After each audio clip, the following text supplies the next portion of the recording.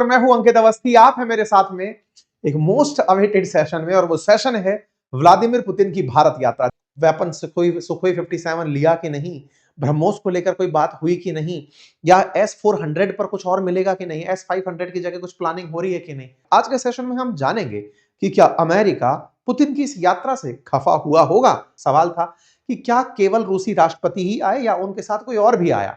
बहुत सारा जहाज में लोग भरकर आया था, जिसमें से रूस की तरफ से उनके रूस के रक्षा मंत्री भी थे, तो उनके वित्त मंत्री भी थे, तो उनके वाणिज्य मंत्री भी थे।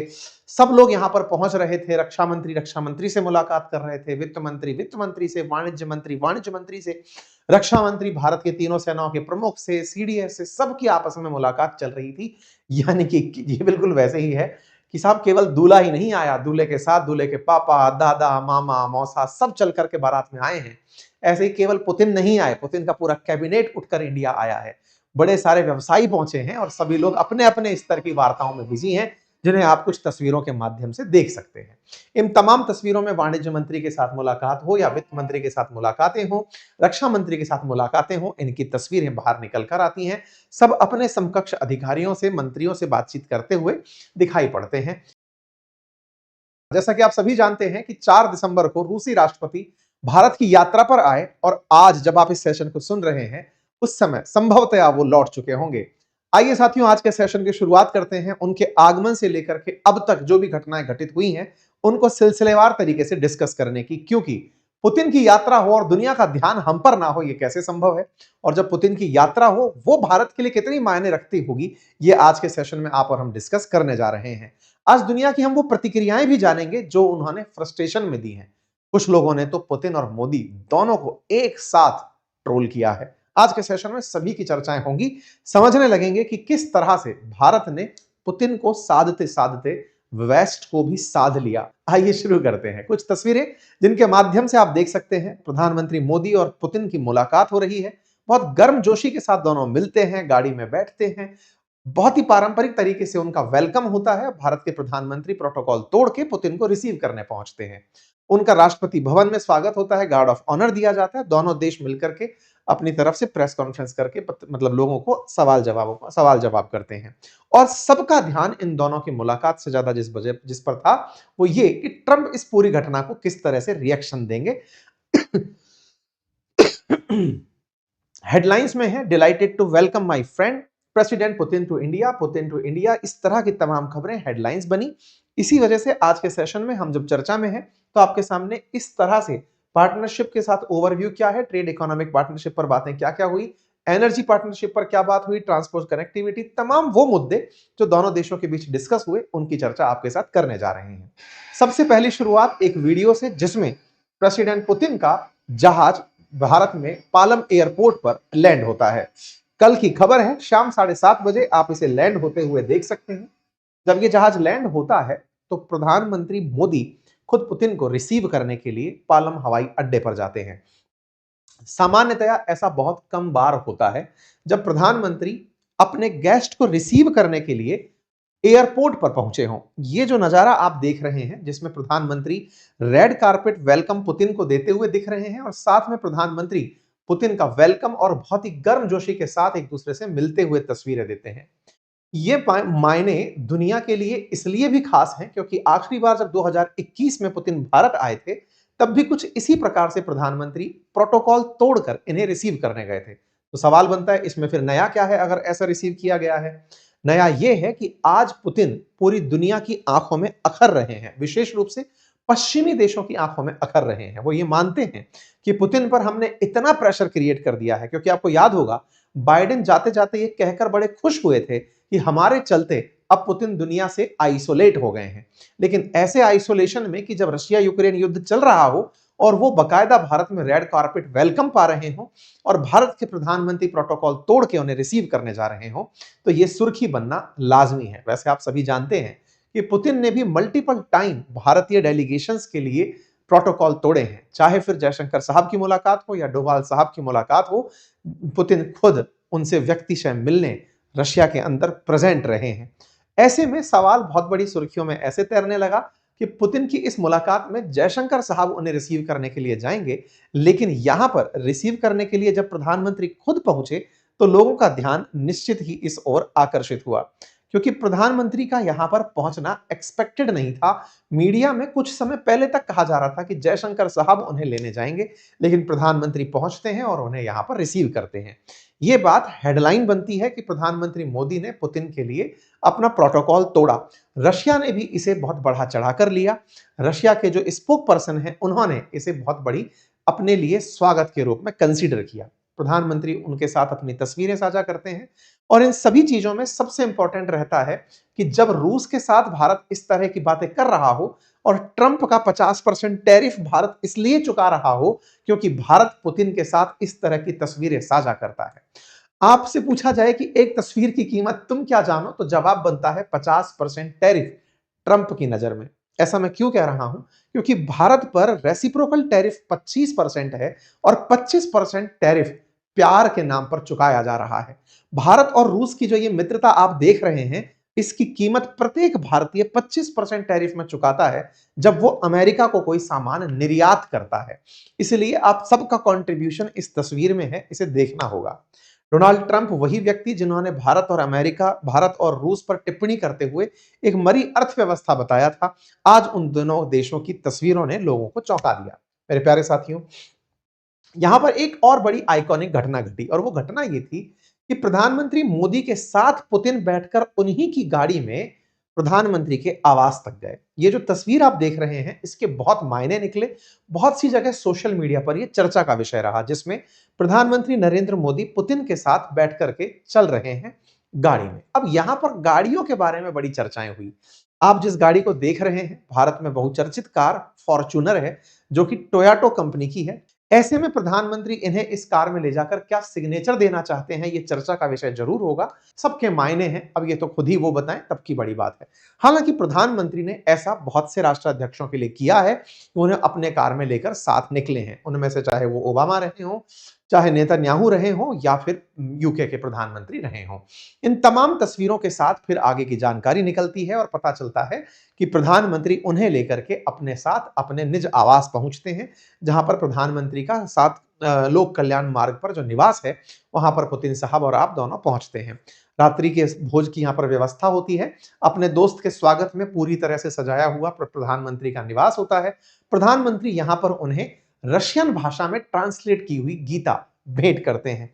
तस्वीरों में इस तरह की चीजें साफ दिखाई दे रही हैं। सवाल था कि क्या केवल रूसी राष्ट्रपति ही आए या उनके साथ कोई और भी आया?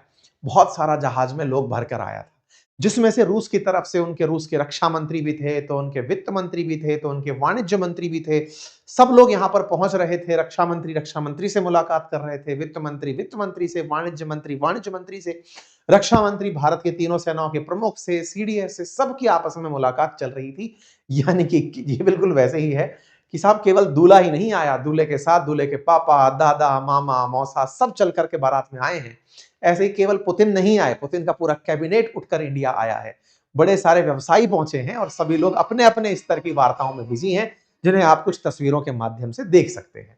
इन तमाम तस्वीरों में वाणिज्य मंत्री के साथ मुलाकात हो या वित्त मंत्री के साथ मुलाकातें हो, रक्षा मंत्री के साथ मुलाकातें हो, इनकी तस्वीरें बाहर निकल कर आती हैं। सब अपने समकक्ष अधिकारियों से, मंत्रियों से बातचीत करते हुए दिखाई पड़ते हैं। कृषि मंत्री के स्तर पर कृषि मंत्री से भी बातचीत होते हुए दिखाई पड़ते हैं। इसी प्रकार से जब यहां से दिन की शुरुआत होती है अगले दिन की, तब रूसी राष्ट्रपति का भारत के राष्ट्रपति भवन में स्वागत सम्मान कार्यक्रम रखा जाता है। पुतिन यहां पर पहुंचते हैं और एक बहुत ही आकर्षक दृश्य देखने को मिलता है। जब पुतिन यहां पर खड़े हुए ये जो एक अधिकारी हैं जिन्होंने सल्यूट प्रेषित किया था, उनके साथ हैंडशेक करते हैं। सामान्यतया इस विषय पर चर्चाएं कम होती हैं, लेकिन लोगों ने कहा कि चूंकि आप एक सेना के अधिकारी रहे हैं, गुप्तचर एजेंसी के अधिकारी रहे हैं खुद पुतिन, ऐसे में उन्हें सेना के जवानों का सम्मान करना आता है। सामान्यतः राष्ट्रपति भवन में जो इस तरह से पूरी परेड को दिशा दे रहे अधिकारी होते हैं, ये उच्च श्रेणी के उच्च पद पे बैठे हुए अधिकारी होते हैं। लेकिन बहुत बार विदेशी अतिथि जब आते हैं तो वो उनके साथ हैंडशेक करने की जगह सल्यूट करके या फिर केवल अभिवादन करके आगे बढ़ जाते हैं। लेकिन यहां पर रूसी राष्ट्रपति ने उनके साथ हाथ मिलाया, लोगों ने इसकी बहुत तारीफ की। इसके बाद में फिर समय आता है आपको गार्ड ऑफ ऑनर देने का, 21 तोपों की सलामी देने का। रूसी राष्ट्रपति को राष्ट्रपति भवन में 21 तोपों की सलामी दी जाती है। बिल्कुल कन्वेंशनल अंदाज में घुड़सवार जो लोग हैं उनके प्रेजेंस में प्रॉपर तरीके से आपको रूसी राष्ट्रगान के साथ में 21 तोपों की सलामी के साथ में स्वागत गार्ड ऑफ ऑनर का दिया जाता है। ये एक प्रकार से अतिथि को दिया जाने वाला वो सम्मान है कि आपका हमारे देश में स्वागत है। देश का राष्ट्रपति, हमारे देश का राष्ट्रपति श्री द्रौपदी मुर्मू जो हैं, वो हमारे देश की प्रथम नागरिक भी हैं। तो प्रथम नागरिक दूसरे देश के प्रथम नागरिक का स्वागत कर रहा है। इस पूरी घटना का सेरेमोनियल मतलब ये निकाला जाता है कि आप किसी भी देश के जब राष्ट्रपति का स्वागत राष्ट्रपति से करवाते हैं तो देश का प्रधान एक दूसरे से मिल रहा है। मतलब खुद प्रधानमंत्री भी भारत के राष्ट्रपति के लिए जिम्मेदार हैं कि हाँ भाई, हमको राष्ट्रपति के सामने जाना है, कुछ उस तरह से है। ठीक है, तो यहां पर इनकी मुलाकातें होती हैं और इस मुलाकात के मायने निकलते हैं। जिम्मेदार से अर्थ कॉन्स्टिट्यूशनल तरीके से मत निकाल लीजिएगा, मेरा मतलब है हायरार्की में, सम्मान में राष्ट्रपति भारत के अंदर प्रधानमंत्री से ऊपर आते हैं। ठीक है सर, यहां पर ये तस्वीरें बाहर निकल कर आती हैं। तस्वीरों के साथ साथ फिर पुतिन राजघाट जाते हैं और अपनी तरफ से महात्मा गांधी जी को ट्रिब्यूट पे करते हैं। यहां पर फिर अपनी तरफ से अपने एक्सपीरियंसेस साझा किए जाते हैं। हैदराबाद हाउस जाते हैं, वहां पर दोनों मीडिया के साथ थोड़ी देर के लिए रूबरू होते हैं, तस्वीरें खिंचाते हैं। दोनों के बीच में एग्रीमेंट साइन होते हैं, दोनों एक दूसरे के बारे में मीडिया के सामने बातें रखते हैं, जिसमें यूक्रेन क्राइसिस के ऊपर भी बात होती है। दोनों के एक दूसरे के साथ ट्रस्ट के बिल्डिंग पर भी बातचीत होती है। यूक्रेन क्राइसिस पर भारत के द्वारा कहा गया कि भारत न्यूट्रल नहीं है रशिया यूक्रेन मामले में, भारत शांति के साथ खड़ा है। आपको याद होगा 2022 से ही भारत ने डिप्लोमेसी, डायलॉग और पीस, ये 3 शब्द ऐसे पकड़े हुए हैं कि रशिया यूक्रेन में हम किसके साथ हैं? बोले साहब हम शांति के साथ हैं। शांति, पीस से कहा गया है। शांति, डिप्लोमेसी, डायलॉग, हम इन 3 चीजों के पक्षधर हैं। ना हम रशिया के पक्षधर हैं, ना हम यूक्रेन के पक्षधर हैं। बिल्कुल उसी तरह से हमने फिर इस बात को दोहराया। पुतिन इस बात से मतलब खुश थे, लेकिन भारत का कोई यहां पर ऐसा स्टैंड नहीं था कि हाँ साहब आप बहुत बढ़िया कर रहे हो, यूक्रेन के साथ जमीन छीन लो। हमने कुछ ऐसा बयान नहीं दिया। ठीक है, एक दूसरे की तारीफ में बढ़िया बढ़िया बातें होती हैं, याद किया जाता है दोनों देशों के बीच में 25 साल हो गए हैं। इंटरेस्टिंग बात है, दोनों देशों के डिप्लोमेटिक रिलेशन के 25 साल हो गए हैं। 25 साल पहले इन रिलेशंस को शुरू करने वाले भी पुतिन ही थे। 25 साल बाद भी आप 25वीं एनिवर्सरी बनाने वाले भी पुतिन हैं। और अगर ये जो दवा लेने की सोचते हैं जिससे ये अमर हो जाएं, तो शायद 50वीं सालगिरह भी बनाते हुए पुतिन ही दिखाई दें। ये एक सरकाजम भी हो सकता है और एक शुभकामना भी। सरकाजम इसलिए, पुतिन 25 साल से सरकार में बने हुए हैं। सरकार में बने रहने में आपको अपोजिशन के साथ में क्या व्यवहार रखा जाता है, वेस्टर्न मीडिया आपको तानाशाह की तरह प्रेजेंट करता है कि आपके सामने कोई खड़ा ही नहीं हो पाता। जो खड़े होते हैं उन्हें विचित्र प्रकार के जहर दे दिए जाते हैं। ऐसा पुतिन के बारे में चर्चाएं होती हैं। पर कोई नहीं, भारत के साथ 25 सालों में आपने जो कॉपरेशन किया वो हमारे हित में है, इसलिए भारत आपका स्वागत और सम्मान कर रहा है। फिलहाल के लिए हमारी यहाँ पर मुलाकातें होती हैं, प्रॉपर एक दूसरे के साथ ओपिनियन साझा होते हैं, दोनों देश अपने विजन साझा करते हैं, दुनिया में शांति के लिए बातें होती हैं। ये केवल बातें ही होती हैं। अब आप सब इतनी सारी बातें सुन रहे हैं तो यहां तक तो आपके मन में क्यूरोसिटी ये बात की पैदा होने लग गई होगी, अरे हो गया स्वागत सम्मान, आगे भी बताओ वेपन सुखोई 57 लिया कि नहीं, ब्रह्मोस को लेकर कोई बात हुई कि नहीं, या S-400 पर कुछ और मिलेगा कि नहीं, S-500 की जगह कुछ प्लानिंग हो रही है कि नहीं। कुछ नहीं हुआ। क्या कोई ऐसी बात हुई जिसकी वजह से ये यात्रा यादगार कही जाएगी? आंसर है कुछ नहीं हुआ। मैं ऐसा क्यों कह रहा हूं? दोनों देशों ने अपनी तरफ से अच्छी-अच्छी वार्ताएं करी, जनता को संबोधित किया, जॉइंट स्टेटमेंट जारी किया, 23वीं बार आपस में बैठ रहे थे, एमओयूज पर साइन हुए, उनकी एक रेगुलर लिस्ट निकल करके आई कि सब तरह की बातें हो चुकी हैं। उन तमाम बातों में मैन पावर मोबिलिटी की व्यवस्था, health care, medicine, food safety standard, जहाज निर्माण, समुद्री सुरक्षा, कृषि और फर्टिलाइजर, परमाणु ऊर्जा सहयोग, कुडानकुलन में और ऑलरेडी रशिया द्वारा एशिया का सबसे बड़ा परमाणु रिएक्टर भारत में बनाया जा रहा है, तो उसकी चर्चाएं फिर से हुई। कुल मिलाकर के इन सब बातों में केवल बातें ही थी, कोई भी ऐसी चीज नहीं थी जो हेडलाइन बनती। ना तो फाइटर जेट से संबंधित कोई बात, ना ही तेल से संबंधित कुछ बात। हालांकि कहा जरूर गया कि भारत तेल लेता रहेगा, पुतिन के द्वारा ये बात बोली गई, लेकिन एक भी ऐसा स्टेटमेंट नहीं दिया गया या एक भी ऐसी डील नहीं थी जो कि अमेरिका को मौका दे टिप्पणी करने का। ये बात एकदम व्यवहारिक तरीके से रखी गई बातचीत थी। दोनों देश के राष्ट्राध्यक्ष हर साल मिलते हैं तो कुछ नए समझौते होते हैं, बिल्कुल कुछ वैसे ही अंदाज में बातचीत हुई। कहा गया कि पिछले साल के मुकाबले हमारा व्यापार बढ़ा है, 12% के साथ हमारी ग्रोथ हो रही है, इसी वजह से $100 बिलियन का दोनों देश आने वाले समय में ट्रेड करेंगे, ये टारगेट रख करके आगे बढ़ा जा रहा है। भारत और रूस के अंदर रशियन टुडे का जो न्यूज चैनल है वो भारत के अंदर अब चलने लगेगा, इस बात के लिए एग्रीमेंट हुआ। एक तरीके से समझने की बात यह है कि रूस अब अपनी बातें भी भारत में खुलकर रख पाएगा। एक रूसी मीडिया चैनल भारत में अब ऑपरेट होने लगेगा, क्योंकि भारत में स्पुतनिक को, रूसी रशियन टाइम्स को खूब देखा जा रहा है, तो रूस इस काम के लिए भारत के साथ मिलकर आगे बढ़ रहा है। खैर, एक और चीज जो बाजार के लिए इंपॉर्टेंट थी वो ये कि अब रूस के भी जो इन्वेस्टर्स हैं वो भारत के निफ्टी 50 के अंदर इन्वेस्ट कर सकेंगे, यानी कि नेशनल स्टॉक एक्सचेंज में इन्वेस्ट कर सकेंगे। कुल मिलाकर के बातचीत साधारण थी, कोई भी ऐसा पॉइंट बाहर नहीं निकल कर आया जो कि वाव फैक्टर लेकर आए या फिर रिएक्शनरी चीजें लेकर आए। अगर कुछ भी ऐसा ये लोग साइन कर जाते, चाहे फिर वो वेपन से संबंधित होता या तेल से संबंधित होता, तो आप अब तक ट्रंप की प्रतिक्रिया देख चुके होते। ट्रंप शांत है, इसका मतलब अभी सब ठीक है।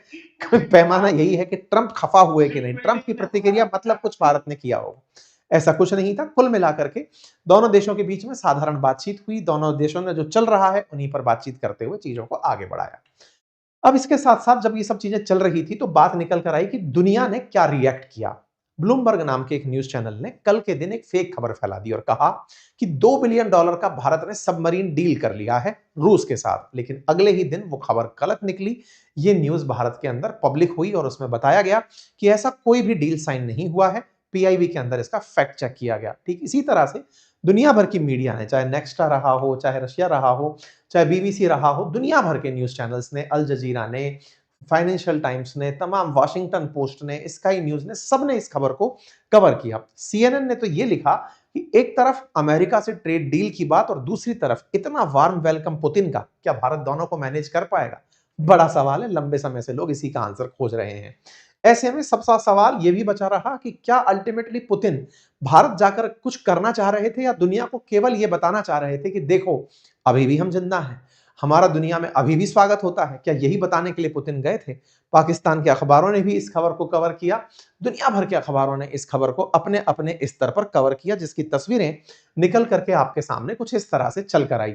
यहां पर इन्हीं खबरों के बीच में कुछ ऐसे ट्वीट्स बाहर निकल कर आए जिसमें रूस के खिलाफ यूक्रेनियंस का गुस्सा निकला। यूक्रेनियंस ने इसे बहुत ही बुरे शब्दों में अपनी तरफ से गाली देते हुए, भद्दे शब्दों का प्रयोग करते हुए भारत के चैनल्स पर काफी ज्यादा टिप्पणी की। कहा कि एक मास मर्डरर का भारत स्वागत कर रहा है, रेड कारपेट पर वेलकम पुतिन का हो रहा है, जो कि आधुनिक विश्व के हिटलर हैं, जो कि नशंस लोगों की हत्या कर रहे हैं, यूक्रेन में गोले गिरा रहे हैं, भारत में इनका इतना खिलखिलाते हुए स्वागत हो रहा है।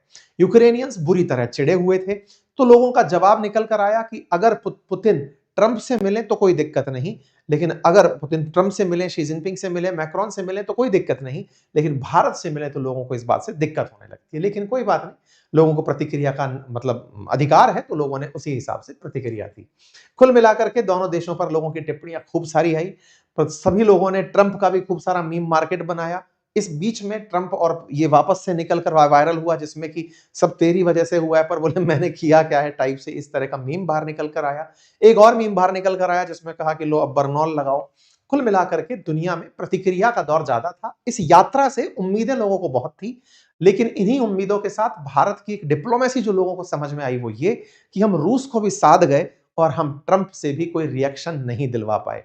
इसी रिएक्शन नहीं दिलवा पाए कि अपडेट में मैं आपको बता दूं कि इधर पुतिन की यात्रा होती है और इतने दिन से रुका हुआ जो जीई एरोस्पेस का F404IN20 इंजन है जो अमेरिका दे रहा है तेजस के लिए, वो भारत पहुंच जाता है। इसका मतलब अमेरिका में अभी ठंडक है, अमेरिका भारत के साथ अभी बौखलाया नहीं है। तेजस फाइटर जेट के लिए जो अमेरिकी इंजन आते हैं वो भारत पहुंच चुके हैं। इससे कुल मिलाकर पता यह चलता है कि अमेरिका की प्रतिक्रिया अति सामान्य है और वो भारत के साथ सकारात्मक रूप से आगे बढ़ रही है। इसी बीच में पाकिस्तान के लिए एक बुरी खबर निकल कर आई, जब 40 यूएस के सेक्रेटरीट मतलब स्टेट मार्को रूबियो समेत लोगों ने लिख करके 40 लॉ मेकर्स ने उनको मार्को रूबियो को दिया है। पाकिस्तान में जो मानव अधिकारों का हनन हो रहा है उस पर उन्होंने पाकिस्तान पर एक्शन लेने के लिए कहा है। कुल मिलाकर के दुनिया के अंदर तमाम प्रतिक्रियाएं, जब आप और हम इस बात को कर रहे हैं, मैं जब सेशन कर रहा हूं उस समय रूसी राष्ट्रपति डिनर कर रहे हैं, आप जब सुनेंगे तब तक वो शायद देश से रवाना हो चुके होंगे। इस पूरी घटना का कंप्लीट विश्लेषण भी आपके साथ में फिर से लाया जाएगा कि क्या रहे मायने जल्दी ही, लेकिन फिलहाल के लिए कंप्लीट अपडेट में इतना ही। आपको जो जानकारी पसंद आई हो कमेंट बॉक्स में अवश्य लिखें। आप क्या सोचते हैं इस यात्रा के मायने क्या रहे होंगे आप कमेंट बॉक्स में अवश्य बताएं। चैनल पर नए हैं तो सब्सक्राइब कर लें। तमाम चीजों के साथ फिलहाल के लिए इतना ही। बहुत बहुत धन्यवाद।